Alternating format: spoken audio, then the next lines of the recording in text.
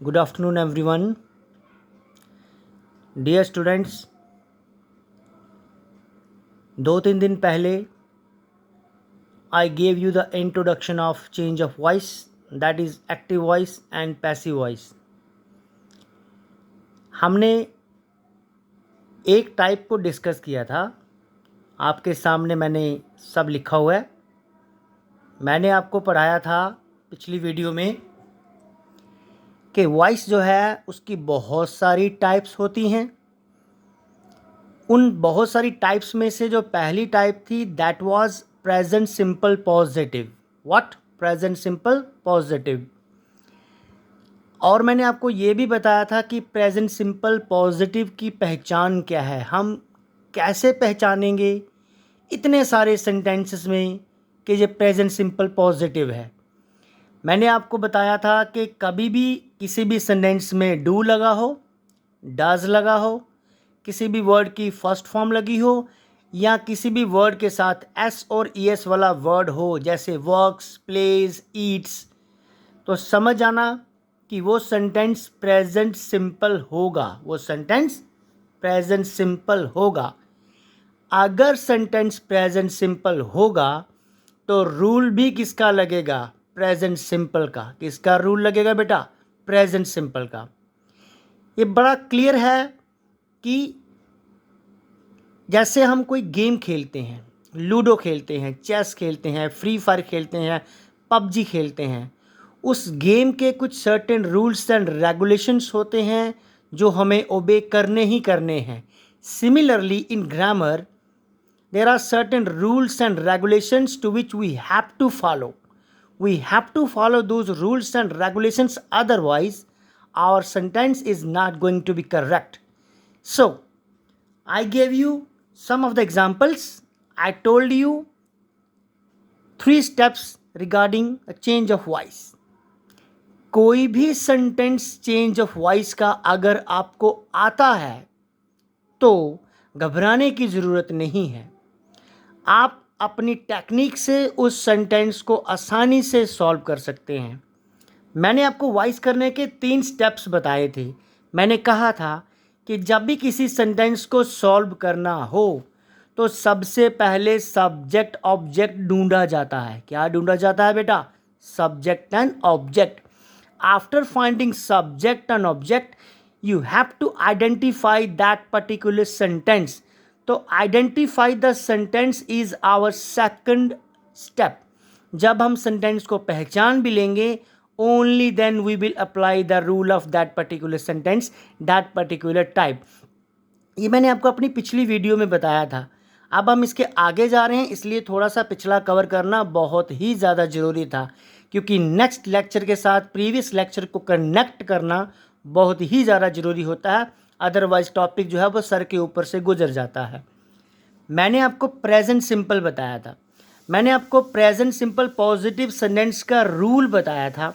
मैंने कहा था कि सबसे पहले ऑब्जेक्ट आता है. क्या आता है? ऑब्जेक्ट. ऑब्जेक्ट के बाद इज़-एम-आर में से एक चीज़ आती है, फिर थर्ड फॉर्म लगानी पड़ती है वर्ब की, फिर बाय लगता है और फिर सब्जेक्ट लगता है. ये अभी तक मैं आपको पढ़ा चुका हूँ. एक एग्जाम्पल मैं आपके साथ फिर से शेयर करूंगा, उसके बाद मैं नेगेटिव और इंटेरोगेटिव टाइप को ख़त्म करूंगा इस वीडियो में. ठीक है, चलिए इस पॉजिटिव की मैं एक बड़ी छोटी सी एग्जाम्पल और आपके सामने लेने जा रहा हूं. She plays chess. ये बड़ा छोटा सा सेंटेंस है. एक बार फिर से मैंने आपको बताया था कि सेंटेंस चाहे छोटा हो चाहे बड़ा, मेथड सेम रहता है. चाहे 1 कप बनानी हो या 10 कप, मेथड सेम रहता है. सिमिलरली सेंटेंस छोटा हो बड़ा हो, घबराने की ज़रूरत नहीं है. आप अपने इमेजिनेशन से, आप अपने रीज़न से किसी भी सेंटेंस को आसानी से सॉल्व कर सकते हैं. अब आपके सामने एक छोटा सा सेंटेंस मैंने फिर से लिखा है. She plays chess. She plays chess. I want to change the voice of this particular sentence once again. And once again, I have no difficulty in solving this sentence. और यही डिफ़िकल्टी आपको भी कभी नहीं आएगी सेंटेंस को solve करने में, क्योंकि इस सेंटेंस को सॉल्व करने के लिए मेरे पास एक तरीका है और वह तरीका ये मैंने आपके सामने ऊपर लिखा हुआ है। इस तरीके को ज़रा दो गौर से देखिए। मैंने 3 स्टेप्स लिखवाए हुए हैं। आप इन 3 स्टेप्स को फॉलो करके इस सेंटेंस को सॉल्व कर सकते हैं। तो पहला तरीका क्या था? पहला हमारा स्टेप क्या है? Find subject and object. Find subject and object. मैं गया, मैंने आपको बताया था कि ये वाला पार्ट जो होता है ये आपका सब्जेक्ट होता है और ये लास्ट में आपका ऑब्जेक्ट है। ये मैं आपको पिछली वीडियो में बता चुका हूँ कि ये सब्जेक्ट है, ये ऑब्जेक्ट है। मेरा पहला स्टेप ख़त्म हो गया क्योंकि मुझे सब्जेक्ट ऑब्जेक्ट ढूंढना था। मैंने सब्जेक्ट ऑब्जेक्ट ढूंढ लिया। मेरा दूसरा जो स्टेप है वो था आइडेंटिफाई द सेंटेंस। अब इस सेंटेंस को मैं पता करूँगा कि इतने सारे सेंटेंसेस में ये कौन सा सेंटेंस है। मैंने आपको बताया था कि जब भी सेंटेंस को आइडेंटिफाई करना हो आपने सब्जेक्ट के पास जाना है और सब्जेक्ट से सिर्फ एक स्टेप आगे जाना है। जब आप एक स्टेप जाके जाएंगे आपको एक वर्ड मिलेगा। मुझे मिला प्लेज और प्लेज के लास्ट में देखिए क्या लगा हुआ है? एस लगा हुआ है। तो मैंने आपको बताया कि कभी भी किसी भी सेंटेंस में क्या लगा हो किसी वर्ड के साथ एस या ई एस लगा हो तो वो प्रेजेंट सिंपल पॉजिटिव सेंटेंस होता है। क्या होता है? Present simple positive. तो अब अगर सेंटेंस प्रेजेंट सिंपल पॉजिटिव है तो रूल भी मैं अप्लाई करूंगा प्रेजेंट सिंपल पॉजिटिव का, जो कि कहता है कि सबसे पहले ऑब्जेक्ट आएगा। अब ऑब्जेक्ट मेरे पास कौन है? यहाँ पे चेस है। चेस को मैं यहाँ से पिक करूंगा और ले आऊँगा पहले चेस। रूल के मुताबिक अब इज एम आर में से कोई एक चीज़ लगानी है। तो अब आप इतने बड़े इतने सियाने हो चुके हैं, सबको पता है चेस सिंगुलर है, तो मैं क्या लगाऊंगा? इज लगाऊंगा। उसके बाद मुझे थर्ड फॉर्म ऑफ वर्ब लगानी है। थर्ड फॉर्म ऑफ वर्ब यहाँ पे क्या है? प्ले। तो प्ले की थर्ड फॉर्म क्या होती है? प्लेड। फिर मैं रूल के अकॉर्डिंगली क्या लगाऊंगा? बाय। मैं यहाँ लगा दूंगा बाय। और रूल के अकॉर्डिंगली बाद में सब्जेक्ट आएगा जो कि मेरे पास शी है। तो शी को उठा के जब हम लास्ट में लेके जाते हैं तो शी का हर बनता है। ये मैं अभी तक आपको पढ़ा चुका हूँ अपनी पिछली वीडियोज़ में। जो पहली वीडियोज़ थी मैंने आपको यहीं तक पढ़ाया था। ये था प्रेजेंट सिंपल पॉजिटिव। अब हम जाएंगे इसकी नेक्स्ट टाइप में। नेक्स्ट टाइप इसकी जो है उसको बोलते हैं प्रेजेंट सिंपल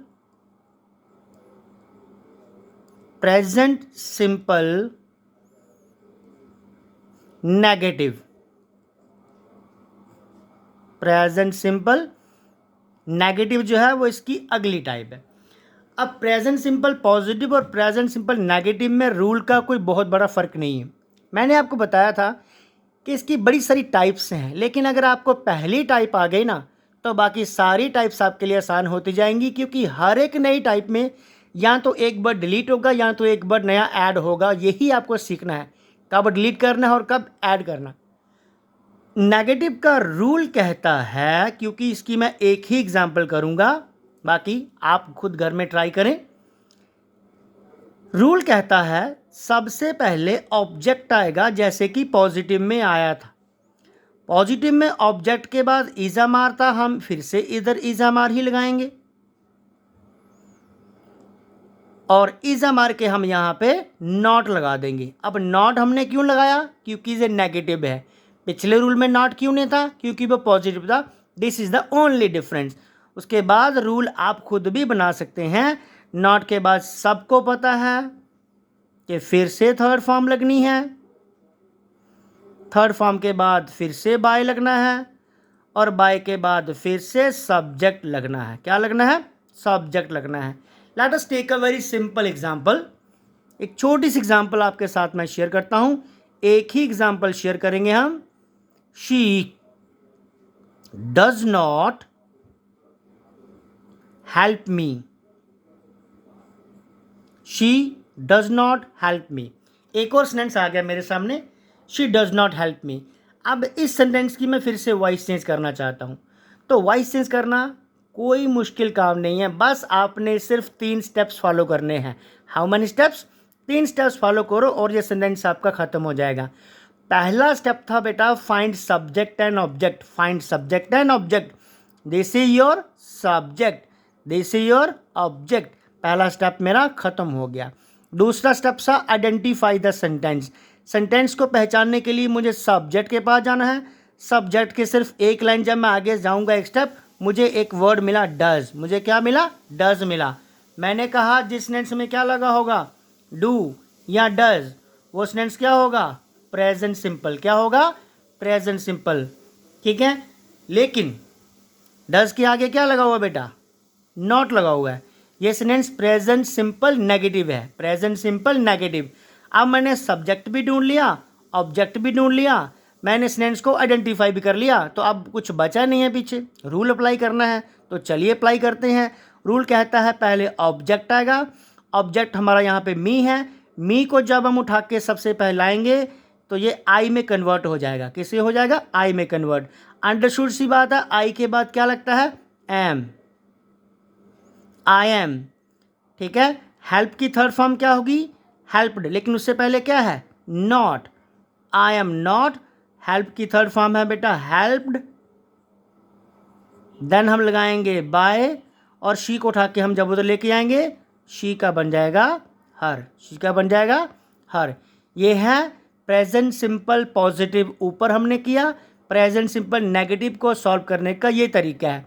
अगर आपको पॉजिटिव सॉल्व करना आ जाता है तो नेगेटिव सॉल्व करना आपके लिए कोई बड़ी बात नहीं है। नेगेटिव सॉल्व करना आपके लिए कोई बड़ी बात नहीं है। अब हम करते हैं इंटेरोगेटिव। इसकी हम लास्ट टाइप करेंगे, that is interrogative. Interrogative sentence जो होता है बेटा, उसमें बहुत ज़्यादा चेंजेस हैं, बहुत सारी चेंजेस हैं। देखिए क्या चेंजेस हैं। इंटेरोगेटिव,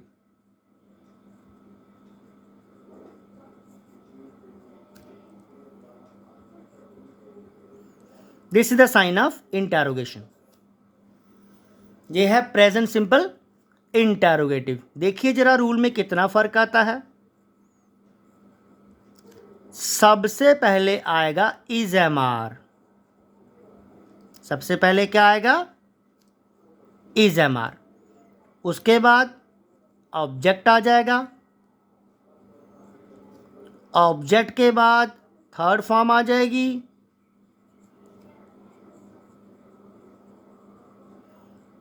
थर्ड फॉर्म के बाद बाय आ जाएगा, और बाय के बाद सब्जेक्ट आ जाएगा। This is the only different. ये बिल्कुल वैसे है जैसे 3 इंटू 2 करो तो 6 आता है। अगर मैं 2 को इधर कर दूं, 3 को इधर कर दूं, तब भी आंसर 6 ही आएगा। तो अगर आपको पॉजिटिव नेगेटिव आता है तो इंटेरोगेटिव बनाना कोई मुश्किल नहीं है, लेकिन फिर भी बनाना तो है। ठीक है, चलिए बेटा मैं एग्जाम्पल ले रहा हूं आपके सामने। Do you like me?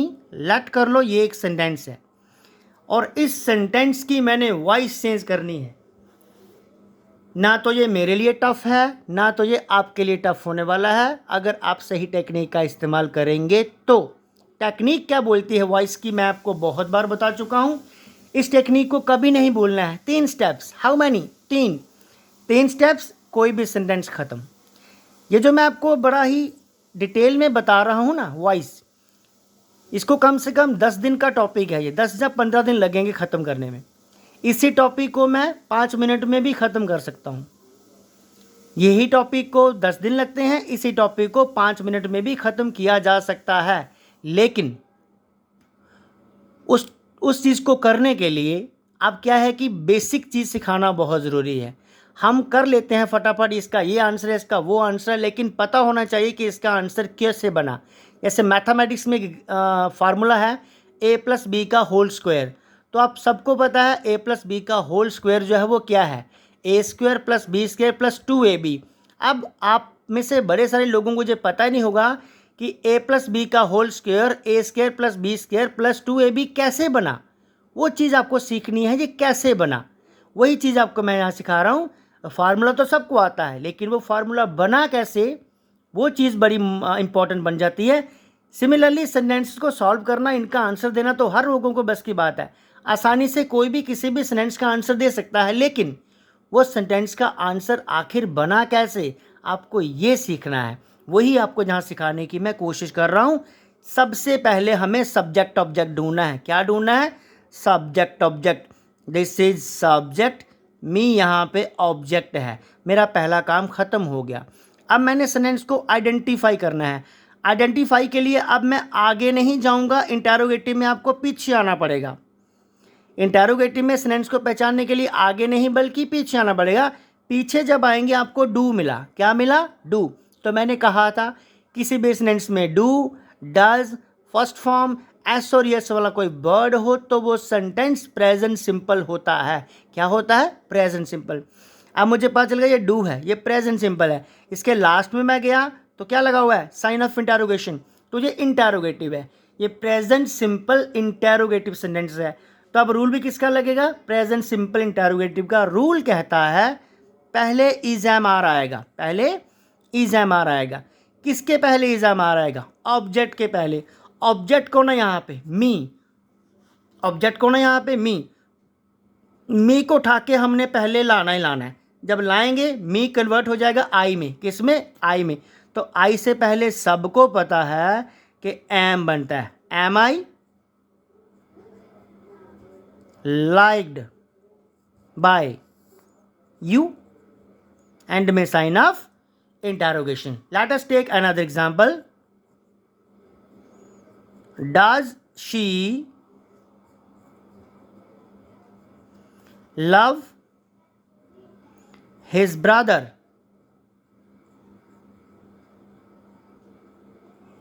Does she love her brother? Does she love her brother? अब मैंने इसकी वॉइस चेंज करनी है तो कोई मुश्किल नहीं है। चलिए टेक्निक फॉलो करो।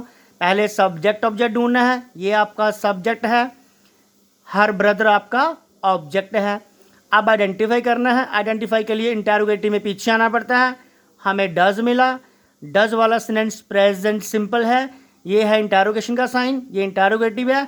ये सेंटेंस प्रेजेंट सिंपल इंटरोगेटिव है। अगर ये प्रेजेंट सिंपल इंटरोगेटिव है तो रूल भी लगेंगे प्रेजेंट सिंपल इंटरोगेटिव के। तो रूल कह रहा है पहले कौन होता है? Is am are. किसके पहले? ऑब्जेक्ट के पहले। ऑब्जेक्ट कौन है? Her brother. हर ब्रदर से पहले क्या आएगा? Is her brother. Is her brother. Love की third form loved, then by. She को हम इधर लेके आएंगे तो हर बन जाएगा। ठीक है, इस तरीके से बेटा सेंटेंस चेंज होते हैं चेंज ऑफ वॉइस में। ये आपकी पहली टाइप जो है वो खत्म हो गई, present simple positive, negative and interrogative. अगली वीडियो में हम प्रेजेंट कॉन्टिन्यूस करेंगे जो कि कल आएगी।